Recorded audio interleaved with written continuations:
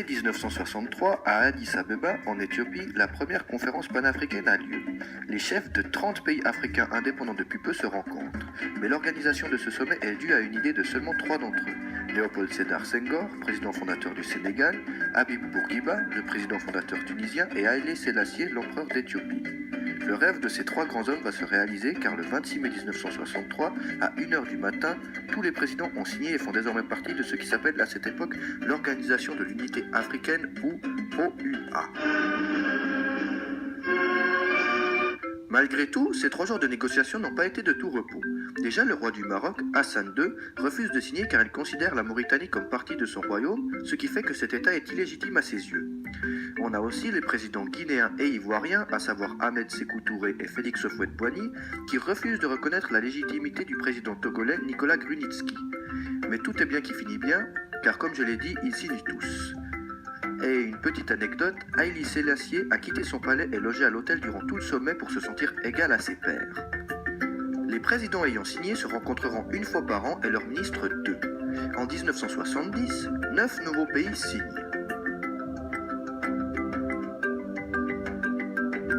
2 en 1980 et les 2 derniers en 1990. Seulement, l'admission du Sahraoui a entraîné le retrait définitif du Maroc. En 1999, après que plusieurs projets lancés par l'OUA échouent, Mouammar Kadhafi rédige la déclaration de Sirte qui rappelle tous les principes panafricains qui l'ont fait naître, tout en prévoyant de corriger les conceptions qui se contredisent et de retirer tous les principes souverainistes. Le but de ce traité est de créer l'Union africaine une fois toutes ces modifications appliquées. Ce projet avance tellement vite qu'en 2000, l'acte constructif de l'Union africaine, qui confirme la transformation de l'Organisation de l'Unité africaine en Union africaine, est rédigé. Cette dernière sera créée le 9 juillet 2002, soit 39 ans après la création de l'OUA. Tous les pays africains, à l'exception du Maroc, en font d'office partie.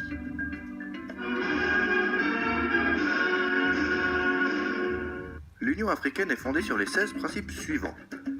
Égalité souveraine et indépendance de tous les États membres de l'Union, respect des frontières existantes au moment de l'accession à l'indépendance, participation des peuples africains aux activités de l'Union, mise en place d'une politique de défense commune sur le continent africain, règlement pacifique des conflits entre les États membres de l'Union par les moyens appropriés qui peuvent être décidés par la conférence de l'Union, interdiction de recourir ou de menacer de recourir à l'usage de la force entre les États membres de l'Union, non-négligence d'un État membre dans les affaires intérieures d'un autre État membre, le droit de l'Union d'intervenir dans un État membre sur décision de la conférence dans certaines circonstances graves, à savoir crimes de guerre, génocide et crimes contre l'humanité, coexistence pacifique entre les États membres de l'Union et leur droit de vivre en paix et en sécurité, droit des États membres de solliciter l'intervention de l'Union pour restaurer la paix et la sécurité, promotion de l'autodépendance collective dans le cadre de l'Union, promotion de l'égalité entre les hommes et les femmes,